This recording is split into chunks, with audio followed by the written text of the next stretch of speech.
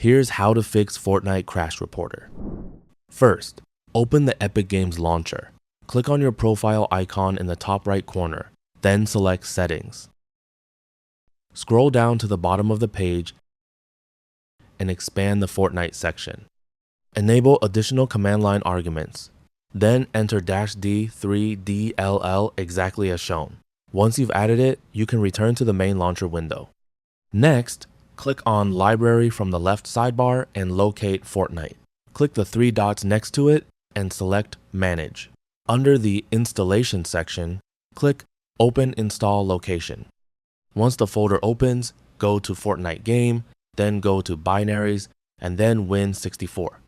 Scroll down until you find Fortnite Launcher.exe. Right-click on it and select Properties. Open the Compatibility tab and Enable.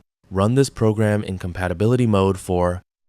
Also check Disable Full Screen Optimizations and run this program as an administrator. After enabling all three options, click Apply and then OK.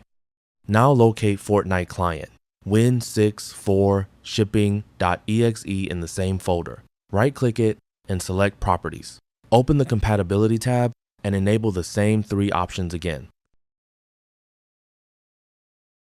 Once done, click Apply and then OK. After that, scroll back up and open the Easy Anti-Cheat folder. Locate the Easy Anti-Cheat setup file, right-click it, and select Properties. Go to the Compatibility tab and enable the same settings once again. Make sure to run this program in compatibility mode for Disable Full Screen Optimizations and run this program as an administrator are all checked. Then click Apply and OK.